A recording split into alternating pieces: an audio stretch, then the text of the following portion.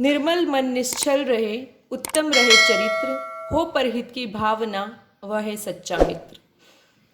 ऐसी सच्ची मित्रता की अनूठी मिसाल श्री कृष्ण और सुदामा की मित्रता के बारे में अब तक हम पढ़ चुके हैं। हमने अभी तक पढ़ा सुदामा चरित शीर्षक पाठ में, जो कि नरोत्तम दास जी द्वारा लिखित है। इन सुंदर पद्यांश में हमने श्री कृष्ण और सुदामा की अनूठी मित्रता के बारे में पढ़ा कि चोट तो सुदामा को होती है, लेकिन दर्द श्री कृष्ण की आंखों से बहता है। एक बार अभी तक हमने जो पढ़ा है उसको हम फिर से दोहरा लेते हैं। अपनी पत्नी के बार बार कहने पर सुदामा जी विवश होकर, अपनी दीनहीन दशा से परेशान होकर अपने मित्र श्री कृष्ण के पास आशा से द्वारका आते हैं।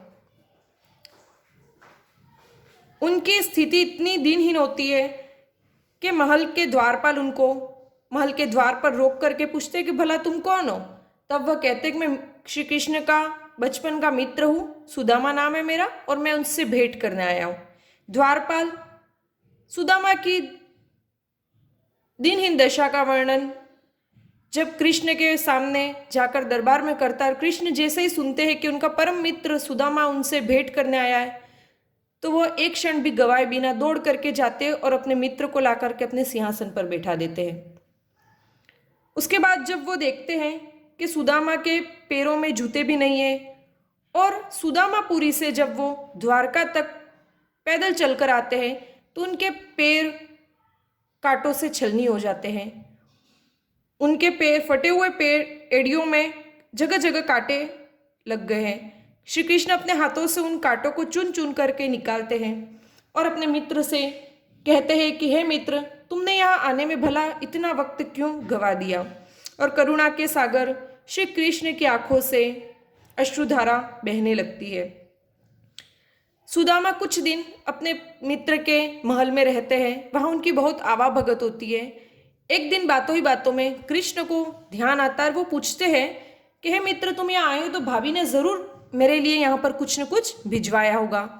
तो भाभी ने मेरे लिए उपहार स्वरूप जो भेजा है उसको तुम इस पोटली में क्यों छिपा के रख रहे हो। क्योंकि कृष्ण देखते कि सुदामा जब से आए हैं तब से अपनी काख में एक पोटली छुपा के रखे हुए हैं। तो श्री कृष्ण उनको बार बार पूछते हैं। अभी तक हम यहाँ तक का वर्णन पढ़ चुके थे, आगे का वर्णन हम आप पढ़ते हैं। कठिन शब्द साथ साथ में हम हल करेंगे।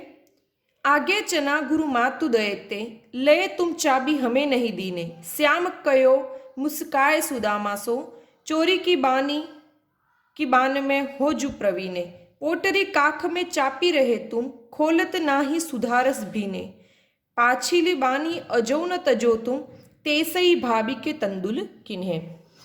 यहाँ पर श्री कृष्ण अपने बचपन की एक घटना का वर्णन सुदामा के समक्ष करके उन्हें कहते हैं कि चोरी करने में तो तुम बहुत ही ज़्यादा प्रवीण हो। आगे चना गुरु मात दे।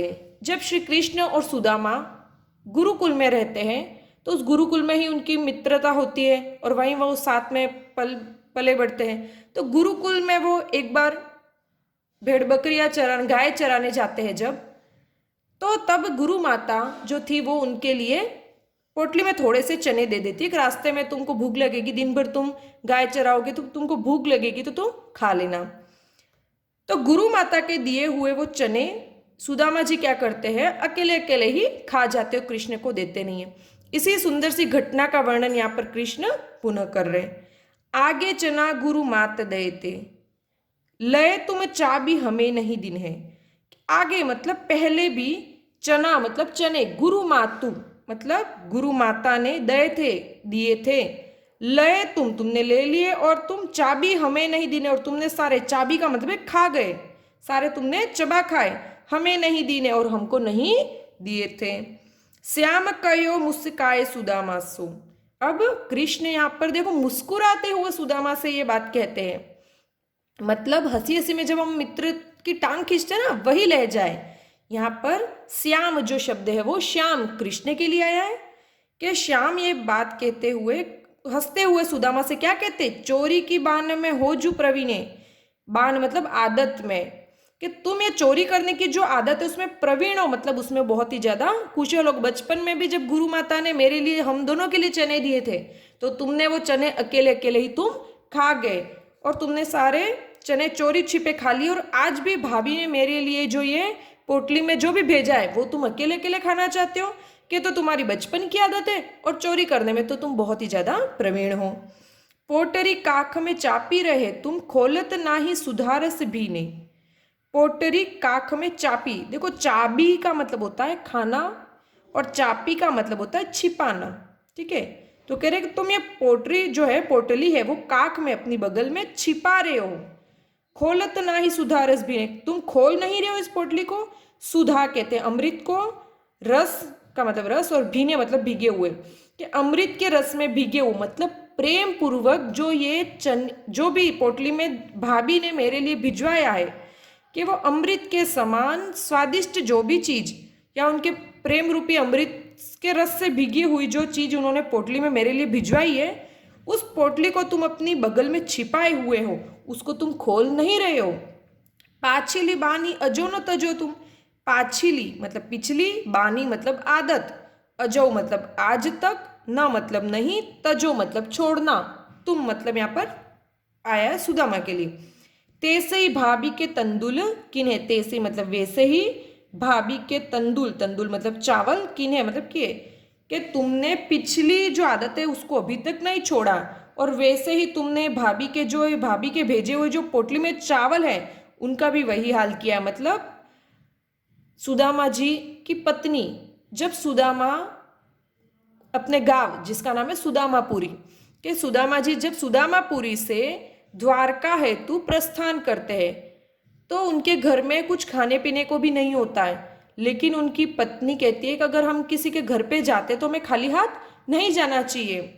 और शिष्टाचारवश वो क्या करती है, अपने पड़ोस के घर से 3 मुट्ठी चावल ला करके एक पोटली में बांध करके सुदामा जी को देती है, कि भले वो राजा है भाई, लेकिन फिर भी खाली हाथ हम हमारी श्रद्धा के अनुसार, जो हमारी योग्यता है, जो हमारी हैसियत है, उसके अनुसार आप ये चावल ले जाइए और अपने मित्र को दीजिएगा। लेकिन अब जैसे सुदामा द्वारका आते हैं और वो देखते हैं कि भाई ये तो इतनी सुंदर नगरी है, यहाँ पर सारे ऐशो आराम है, यहाँ किसी चीज की कोई कमी नहीं है, तो वह सुदामा जी तो देख करके आश्चर्यचकित, अब उनके मन में बहुत ही ज्यादा संशय, मतलब वो सकुच आते हैं कि इतने बड़े राजा को मैं चावल कैसे दूं, यहाँ तो रोज इतने सारे प्रकार के भोज पकवान बन रहे, इन चावल की क्या बिसात। लेकिन श्री कृष्ण बार बार उनको बोलते हैं कि भाई तुम उस पोटली में क्या छिपाए हुए हो, क्या छिपा करके, तो कहते कि भाई तुम उस भाभी ने जो अमृत रस में भीगे हुए मेरे लिए चावल भिजवाए हैं, तुम उस चावल की पोटली को अपनी बगल में छुपाए हुए हो, और पिछली जो तुम्हारी आदत है चोरी करने की या चोरी छिपे खा जाने की, उसको तुमने अभी तक नहीं छोड़ी है, और तुम वही चीज भाभी के भेजे हुए चावल के साथ भी कर रहे हो। अर्थात भाभी ने मेरे लिए ये चावल प्रेम पूर्वक भेजे, लेकिन तुम इनको छिपा करके अकेले ही खाना चाहते हो। तो देखो इससे पता चलता है कि भले कृष्ण द्वारका के राजा थे, द्वारिकाधीश थे, लेकिन फिर भी एक पल के लिए भी वो अपनी मित्रता को नहीं भुलाते हैं। उनके लिए उन चावल का महत्व 56 भोगों से भी ज्यादा था। उनके लिए वो प्रेम पूर्वक जो 3 मुट्ठी चावल थे, वो उनके महल में बनने वाले 56 भोगों से भी ज्यादा अजीज थे, ज्यादा महत्वपूर्ण थे। चलिए आगे देखते हैं अगला पद। वह पुलकनी वह उठी मिलनी वह आदर की बात, वह पठवनी गोपाल की कछु न जानी जात, घर घर कर ओढ़त फिरे तनक दही के काज, कहा भयो जो अब भयो हरि को राज समाज। हो आवत नाही हूँ तो वाही पठियो ठेली, अब कहियो समुझाए के बहुधन धरो सकेली। अब कृष्ण के महल में आराम से सुदामा जी कुछ दिन रहते हैं। अब उनको वापस अपने घर की याद सताती है, उनको अपने बच्चों की, अपनी बीवी की याद आती है, भाई वो किस तरीके से अपना जीवन यापन कर रहे होंगे।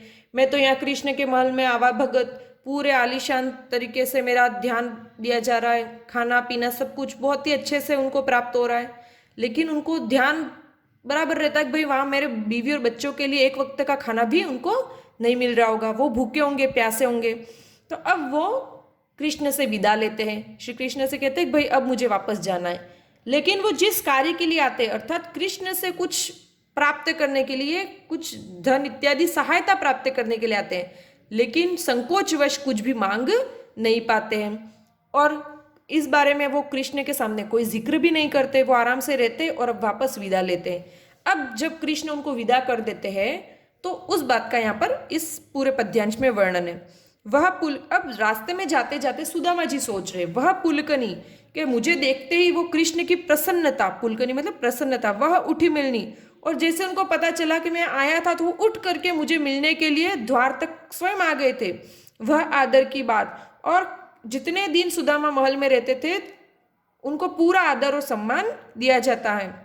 वह पटवनी गोपाल की, और जब पटवनी मतलब भेजना या विदाई, और जब बात आई गोपाल की मतलब अब विदाई की बात आई, जब कछु न जाना जात, तो जात मतलब स्वभाव, कि अब वो कह रहे हैं सुदामा जी कि भाई मैं इतने आराम से द्वारकापुरी में रहा, महल में पूरे सुख वैभव से मेरा ध्यान रखा गया, मेरी खुशी का कृष्ण स्वयं मेरा ध्यान रखते थे, बहुत ही आदर सम्मान शिष्टाचार प्रदान किया गया। लेकिन जब मुझे विदा करने की बात आई तो कृष्ण का जो ये स्वभाव था वो मुझे समझ में नहीं आया, क्योंकि कृष्ण ने सुदामा जी को भेंट स्वरूप कुछ भी नहीं प्रदान किया, खाली हाथ उनको विदा कर दिया। घर घर कर ओढ़त फिरे, अब मन में थोड़े खिन्न हो जाते सुदामा जी, और उनके मन में बात आती है, वो कहते भाई कहाँ बचपन की बात थी, घर घर कर ओढ़त फिरे, कर मतलब हाथ, ओढ़त मतलब साफ करना, तनक दही के काज, के ये वही कृष्ण है जो थोड़े से दही के लिए, भले उनके माँ बाबा नंद बाबा और यशोदा मैया के घर पर भी कोई कमी नहीं थी, लेकिन फिर भी कृष्ण थोड़े से दही के लिए हर किसी गोपी के घर में घुस जाते और उसके दही पर अपना हाथ साफ कर देते थे। मतलब दूसरों के घरों में चोरी छिपे खाना उनको बहुत ही पसंद था। कहाँ भयो जो अब भये हरि को राज समाज, और अब ऐसा क्या हो गया, कहाँ भयो क्या हो गया कि अब भले ये कृष्ण राजा बन गए, कि द्वारका का भले राजा बन गया, तो भी हरि कहते कृष्ण का, ठीक है। हरि जो शब्द है ये अनेकार्थी शब्द है, इसके बहुत सारे मायने होते हैं। बंदर के लिए भी कहते हैं, विष्णु का भी पर्यायवाची है, कृष्ण के लिए भी आता है। तो यहाँ पर हमें कृष्ण के लिए इसका अर्थ ग्रहण करना है कि अब सुदामा जी कह रहे हैं कि भाई ये वही कृष्ण है जो बचपन में थोड़े से दही के लिए गोपियों के घर में घुस जाता था और उनके दही पर हाथ साफ कर देता था, कि अब भला क्या हो गया अगर ये द्वारिका का राजा बन गया है। राज समाज मतलब अब इसके पास पूरे राजसी ठाट बाटे, तो भला अब क्या हो गया। हो आवत ना ही हूँ, तो अब वो कहते भाई हो मतलब ब्रज में होता है मैं, ब्रज में मैं के लिए होता है हो शब्द, ठीक है। हो आवत के मैं तो आना ही नहीं चाह रहा था, हूँ तो मतलब आना ही नहीं चाह रहा था। वाही पठियो ठेली, अब ये जो वाही शब्द है वो सुदामा की पत्नी के लिए आया है। सुदामा जी ने अपनी पत्नी जिनका नाम था सुशीला, सुदामा जी अपनी पत्नी के लिए कहते हैं भाई मैं तो कृष्ण के सामने अभी भी आना नहीं चाहता था, लेकिन वाही पठ्यो ठेली के सुशीला नहीं, उसी ने मुझे पठ्यो मतलब भेजा, ठेली मतलब जबरदस्ती, कि मेरा तो इच्छा ही नहीं थी आने की, लेकिन उसने ही मुझे जबरदस्ती भेजा।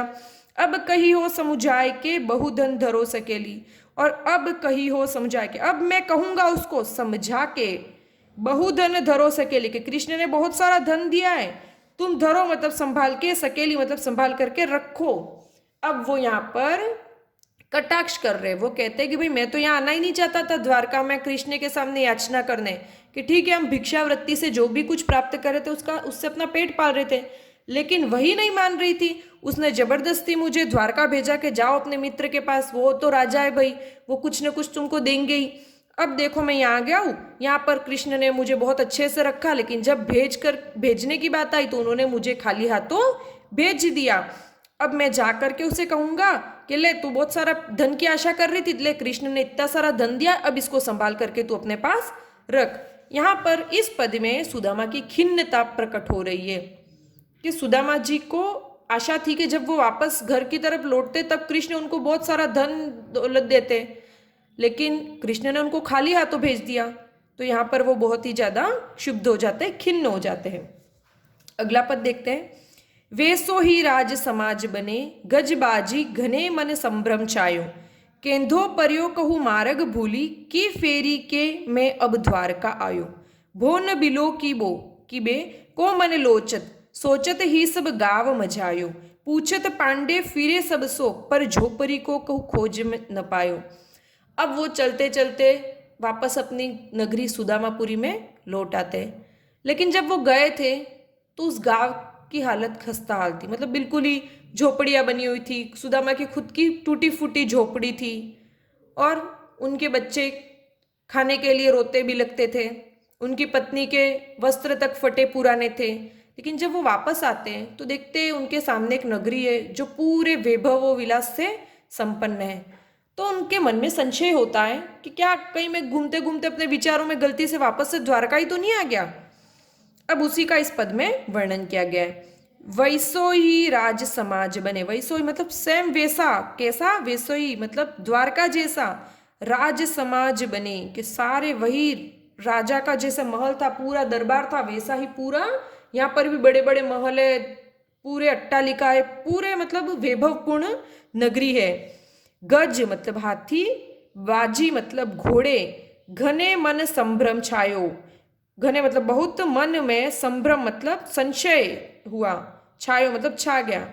अब वो देखते हैं कि भाई यहाँ पर भी बड़ी बड़ी अट्टालिका मतलब बहुत बड़े बड़े घर बने हुए हैं और जैसा द्वारका थी वैसे ही सुंदर नगरी पूरी बसी हुई है। नगर में हाथी है, घोड़े हैं, इन सबको देख करके सुदामा के मन में संशय हो जाता है, उनको There's no internet connection at the moment. वो भ्रमित हो जाते हैं।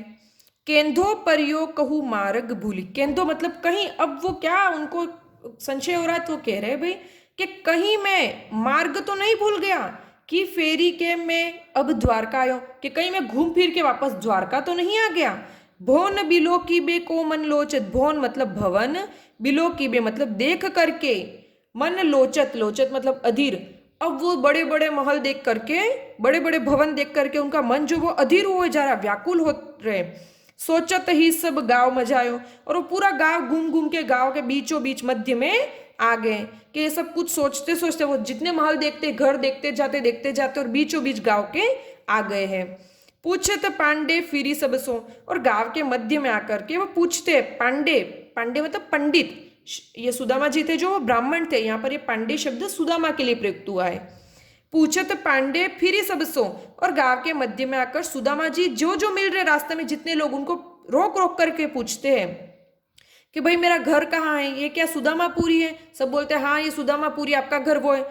पर झोपड़ी को कछु खोज न पाए, लेकिन उनको तो किसकी तलाश थी, अपनी वो टूटी फूटी झोपड़ी की। सब लोग हंसते जब सुदामा को देख करके कि भाई ये कहाँ, ये तो उनका घर रहा, लेकिन वो मानने को ही तैयार नहीं है। वो कहते भाई मैं छोड़ के गया था तब तक टूटी फूटी झोपड़ी थी, इतना बड़ा महल कैसे हो गया।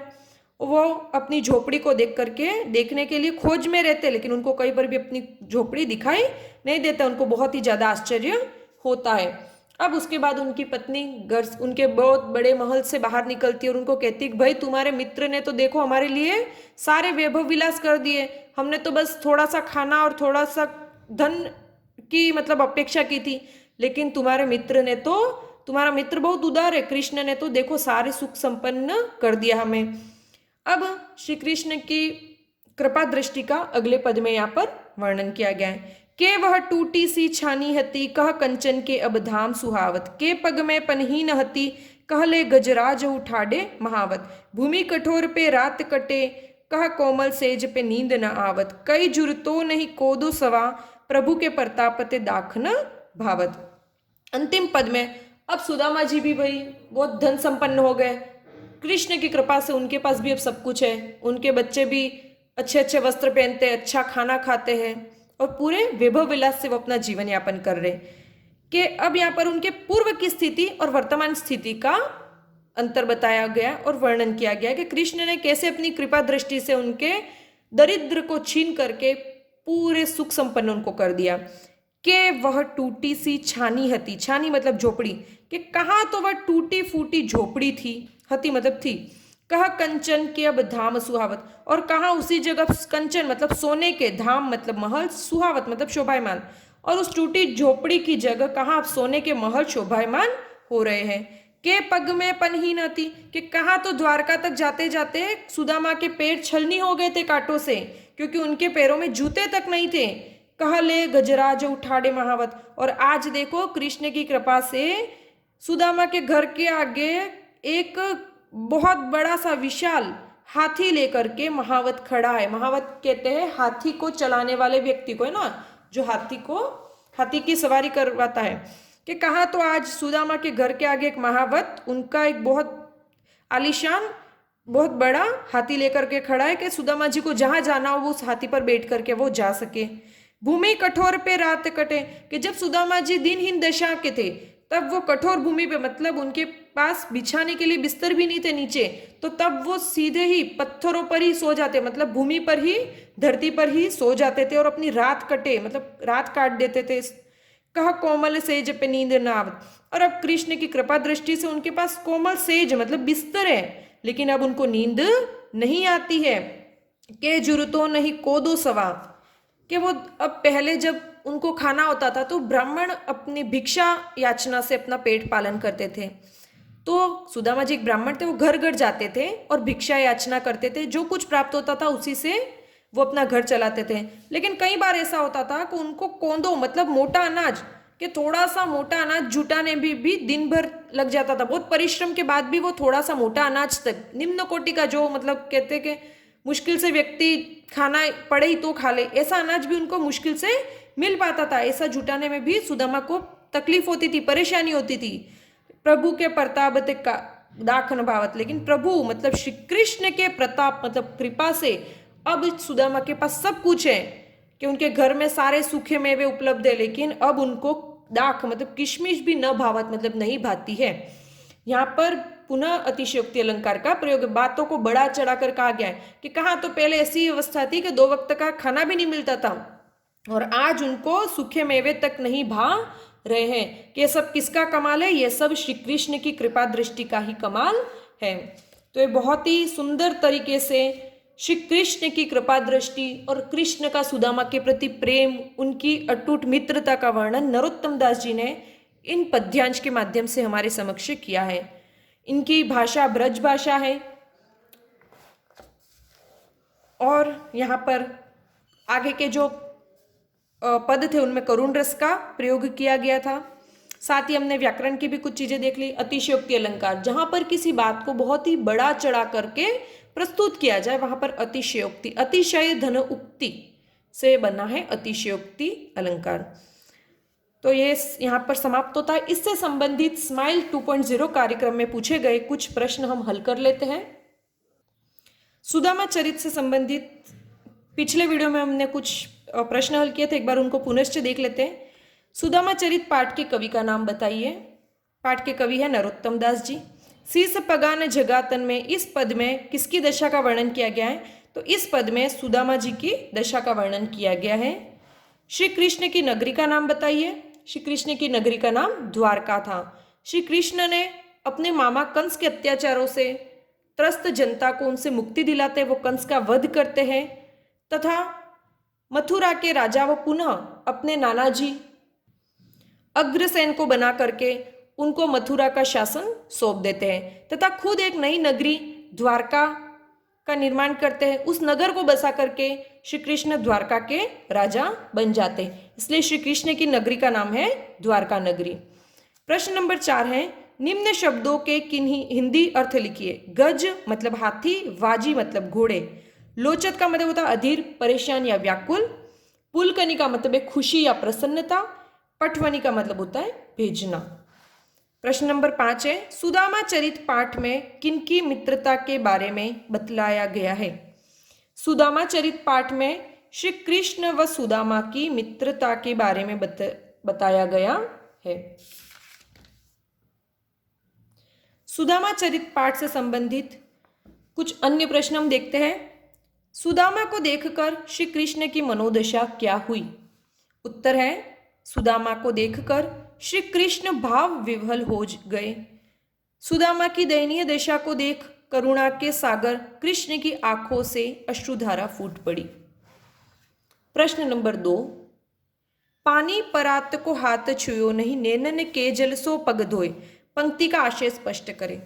उत्तर है उपर्युक्त पंक्ति में सुदामा की दीनहीन दशा देख करुणानिधि श्री कृष्ण की आंखों से होने वाली अश्रु वर्षा का संकेत दिया गया है। कृष्ण की आंखों से मित्र की दशा देख इतने आंसू बहने लगे कि उनसे ही सुदामा के पैर धुल गए। पाद प्रक्षालन हेतु मंगवाए गए पानी के परात को तो हाथ भी न लगाना पड़ा। प्रश्न नंबर 3 है चोरी की बान में हो जू प्रवीण है। इस पद में चोरी की विद्या में किसे प्रवीण कहा गया है? तो इस पद में हमने देखा सुदामा जी को चोरी की विद्या में प्रवीण बताया गया है। प्रश्न नंबर 4 है अतिशयोक्ति अलंकार किसे कहते हैं? उत्तर जब किसी बात को इतना बड़ा चढ़ाकर प्रस्तुत किया जाता है तो वहां पर अतिशयोक्ति अलंकार होता है। उदाहरण पानी परात को हाथ छुयो नहीं नैनन के जल सो पग धोए। प्रश्न नंबर 5 है पाठ में आए हुए अतिशयोक्ति अलंकार के उदाहरण छाटिए। पहला उदाहरण तो यही था पानी परात को हाथ छुयो नहीं नैनन के जल सो पग धोए। दूसरा भूमि कठोर पे रात कटे का कोमल सेज पे नींद न आवेत। और तीसरा के जुरतो नहीं केंदो सवा प्रभु के प्रताप ते दाख न भावत। इस प्रकार हमारा ये सुदामा चरित जो पाठ है वो यहाँ पर संपन्न होता है। इस पाठ में हमने सुदामा के प्रति श्री कृष्ण के प्रेम भाव का वर्णन पढ़ा हमने। आशा करती हूँ आपको आज का ये जो वीडियो था वो पसंद आया। अगर आपको वीडियो पसंद आया तो इस चैनल को लाइक कीजिए, शेयर कीजिए एंड सब्सक्राइब कीजिए। और अगला वीडियो हम बनाएंगे जिसमें आपको व्याख्या करने का तरीका बताया जाएगा। तब तक के लिए मैं अपनी वाणी को यहीं विराम देती हूँ। धन्यवाद।